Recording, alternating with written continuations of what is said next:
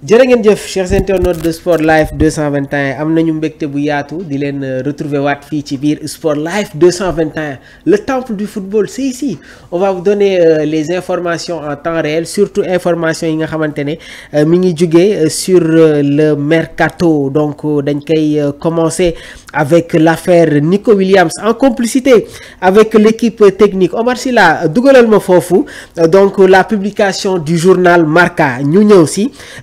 donc vous voyez en tête d'affiche ki nga xamante ne moom mooy Nico Williams devant l'enceinte du Santiago Bernabéu donc on va vous décrypter titrage yi nga xamante ne nekk na ci journal bii di Marca donc on vous donne les explications le champion d'Europe à la une de Marca les îles Baleares Palma Futsal donc la seule équipe de l'histoire à avoir gagné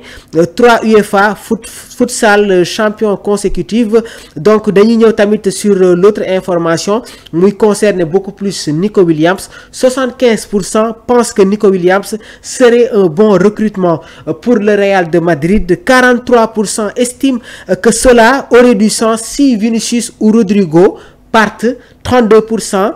pense que c'est une opportunité sportive et de marché donc mu nekk tamit titrage bi nga xamante ne moom le Marca indi en bas à gauche on vous donne les explications donc gloire aux Spurs douleur pour United donc mu nekk information yi nga xamante ne moom moo nekk à la une de Marca concernant ki nga xamante ne nag moom mooy Nico Williams comme je vous l'avais dit actuellement le mercato est très agité waaye nag le Real de Madrid envisage sérieusement de recruter Nico Williams bi nga xamante ne sa clause libératoire est fixée à 58 millions d'euros c'est le prix de sa clause libératoire donc ce transfert nag serait un coup fort d'autant plus que Nico Williams l'année dernière était sur le point de rejoindre équipe bi di FC Barcelone un joueur très technique explosif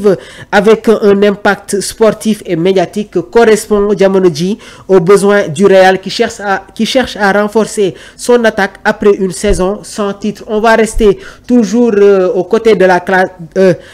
la Casablanca l'arrivée de Nico Williams dafay précipiter le départ de Rodrigo donc Rodrigo bi nga xamante ne jamono ji il a un avenir incertain au niveau du club madrilène donc le club madrilène voit en lui un joueur clé pour son projet à long terme et un symbole fort face à son rival catalan la venue de Nico Williams en provenance de l'Atlético Bilbao se précise donc le Real de Madrid jamono ji semble donc prêt à faire une offre concrète pour s'attacher ses services dès la saison prochaine Miguel Arteta nekk entraîneur ci équipe bii di Arsenal jot na yëkkati ay kaddu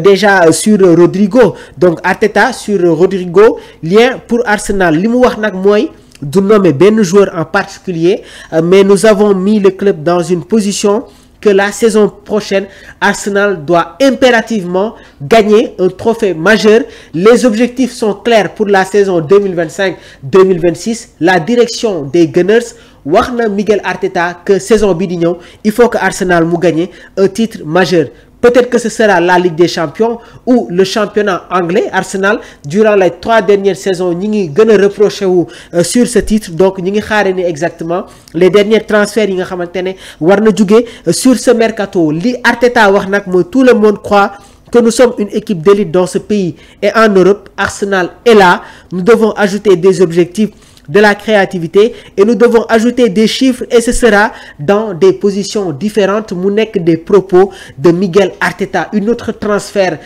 bi pa day secouer côté Manchester United Bruno Fernandes nee na moom il est prêt à rester dans l'équipe mancunienne waaye nag su club bi décidé que dafa war a dem il le fera mais il sera toujours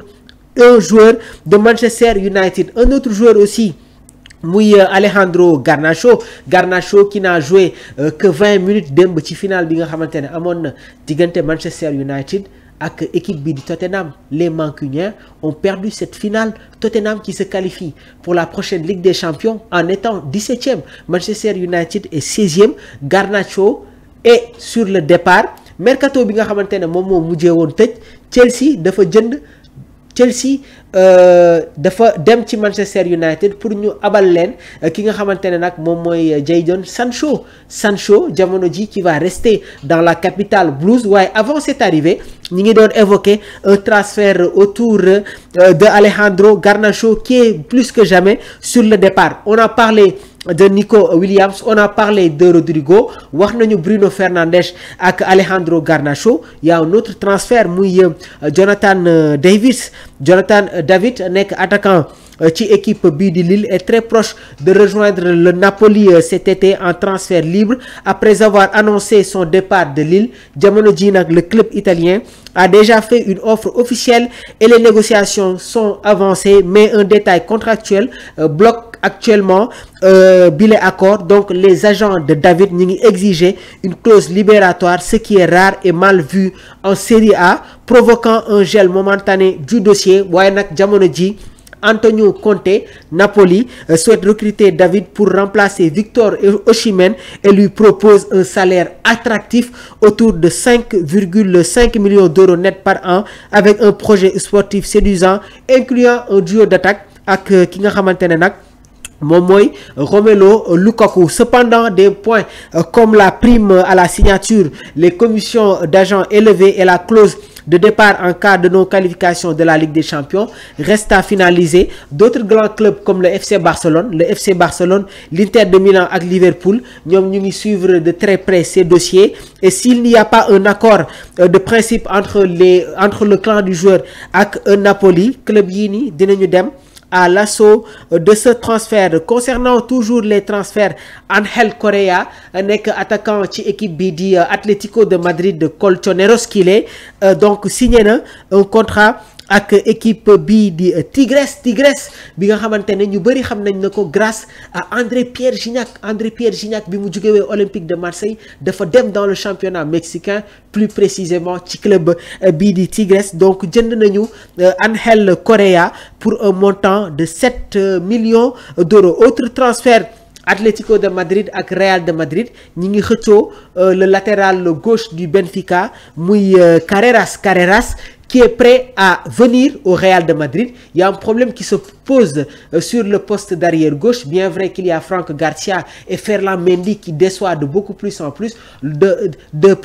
Loolu moo tax jamono ji Real de Madrid mi ngi def lu nekk pour essayer de recruter André ki nga xamante ne moom mooy Carreras. Autre transfert, Lazio Rome pourrait être intéressé par le prêt de Echeverri qui joue pour Manchester City. Seetaan ngeen ko xam naa ci finale bi nga xamante ne Manchester City joué na ko ak Crystal Palace. Echeverri am na une occasion qui pouvait permettre aux Citizens d'égaliser dans cette finale. Donc jamono ji nag Lazio bëgg nañu Manchester City abal leen ko. Un autre transfert muy Kenan Yildiz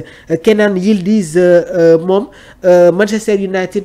aimerait faire signer Kenan Yildiz provenant de la Juventus de Turin. Donc mu nekk tamit information yi nga xamante ne mi ngi circuler autour de ce mercato. Autre transfert mercato boom, Osimhen à Chelsea. Victor Osimhen actuellement prêté à Galatasaray par Napoli et une cible prioritaire de Chelsea pour le mercato estival 2025. Le Nigérian souhaite rejoindre Chelsea comme confirmé par l'ancien milieu de terrain des Blues, waaye tamit l'ancien milieu de terrain des Super Eagles muy kan John Obi Mikel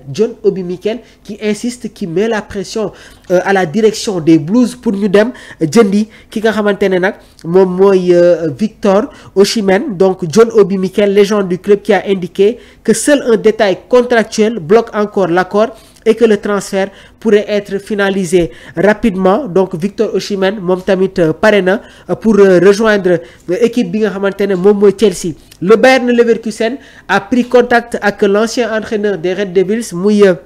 Erik ten Hag. Jamono ji nag les discussions sont en cours avec le manager néerlandais qui est ouvert, prêt à accepter le poste de Leverkusen comme priorité pour l'avenir. Donc le contact direct a eu lieu cette semaine avec Erik ten Hag comme le manager néerlandais désireux de se déplacer. Les pourparlers sont en cours. Une autre transfert du côté du Real de Madrid Enzo Fernandez ciblé par la direction des merengues. Mise à jour, Fabrizio Romano jot na joxe bi la information. Chelsea n'a pas l'intention de laisser Enzo Fernandez partir après les liens du Real de Madrid. Les Blues jamono ji nag ñi ngi gis un milieu de terrain composé par Enzo Fernandez, Moïse Caicedo, Cole Palmer comme un milieu de terrain d'élite, et ils n'ont pas l'intention de laisser partir Fernandez en provenance du Benfica parce qu'il est considéré jamono ji comme l'un des meilleurs milieux de terrain du monde. Chelsea compte sur lui et n'a pas reçu d'approche du Real de Madrid jusqu'à présent. Après un accord de 120 millions d'euros en 2023, Chelsea bi muy jënd ki nga xamante ne moom mooy